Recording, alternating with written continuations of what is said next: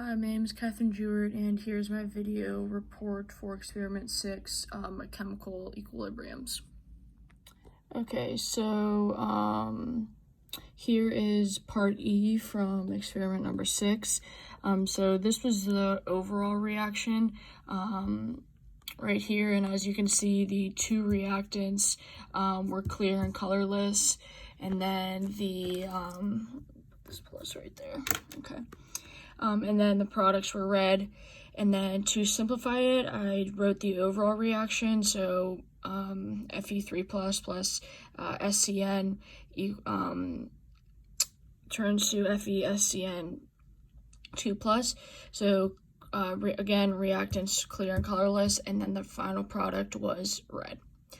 Okay, so now the first stress that we added to the reaction was heat. So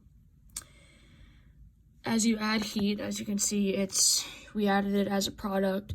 So once you add that, some of the products, because now this system is no longer in equilibrium, so if you add products, some of those products has to convert to reactants and vice versa to be able to balance out this equilibrium. So due to the stress, the response to it would be a shift to the left. And this makes sense because the final color, once heat was added, was a light red. And so that's how we can for sure say that there was a shift left, because the final was a light red, so we know that there was there was more clear solution than there was red, so more reactants than products. Okay, so then the next stress that was added was there was more FeNO3 added to the reaction. So if you add more FeNO3, then that means there's going to be more Fe3 plus ions in the solution. So if you add more reactants, then the response to the stress is going to be a shift to the right to try and balance out that equilibrium. And this shift, we know that it shifted right because the final color was a dark red, and so that means that there was it was a shift to the right because the products was red. And the next stress, so the next stress was more KSCN. So again, the SCN ions, so there are more SCN ions in the solution, and that's a reactant. So if that increases, then we know the response to the system would be a shift to the right. So it would be a shift towards the products, and this makes sense because after this reaction was complete, the color of the solution was a very dark red, so that's how we know that there was a shift to the right. And then the last stress to the system was adding AgNO3 to the solution. So again, this is our overall reaction right here. Fe3 plus SCN, and then that's the products that you get. So the Ag ion is going to react with the SCN ion because they're opposite charged. Ag is +1, SCN is -1. So those two are going to react, and so the response to the system is once those react, the solution turned a very cloudy white. There was no red present at all. So you know that the shift of the system would be towards the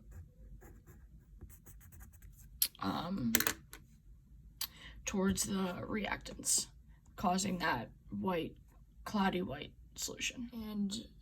And we also know that it was a shift left because we know that the AgNO3 didn't react at all with the FeSCN because of the final color was white, so we know that it didn't even react at all with FCN. Okay, so now for part D of experiment 6, and that was the cobalt chloride equilibrium. So the reaction without any stresses is right here, and the COH2O6 gives the solution a pink color, and then the product COCl4 gives the bluish color. So now the first stress that was added was adding HCl. So right here is the overall reaction, so it's just a simpler version of this. So adding HCl would increase the Cl minus number of ions. So then to combat that stress, there would be a shift right, and this makes sense because once the HCl was added, the solution turned very dark blue, so we know that the shift had to be to the right. And then the next stress was adding heat to this reaction. So now the reaction will be cobalt chloride solution plus HCl plus heat. So this is the overall reaction again. So we added heat as the reactant. So the system would try to balance out the heat, and it would cause a shift to the right, because if you add more reactants, then some of that is going to convert into products. So then the solution, this makes sense because the solution, once the heat was added, turned a very dark royal blue. And as well as adding the heat, there was also the HCl was still in the solution.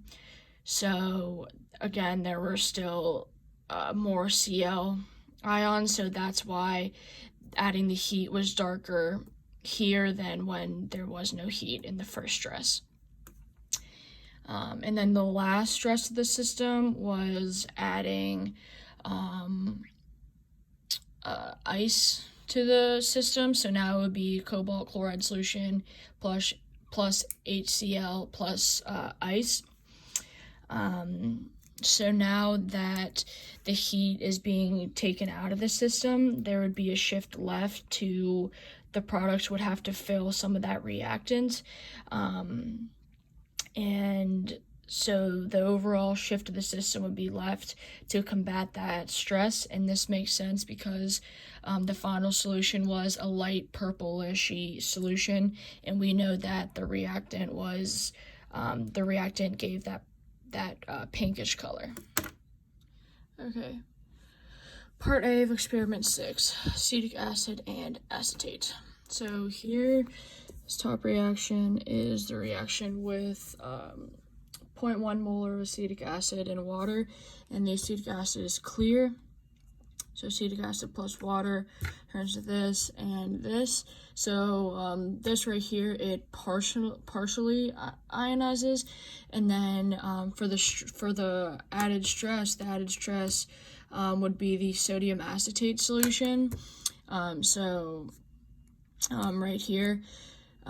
So then that fully ionizes and dissociates into CH3, CO minus, and Na plus ions. And so with the addition of that, the H plus ion concentration decreases, and we know that the pH is the measure of the H plus ions in a certain solution, and so the pH of this solution with the added stress was 5, and the pH of with no added stress was 6. So because of the drop in the H plus ions, the pH also slightly dropped. Not really a significant drop, but it still went down to 1.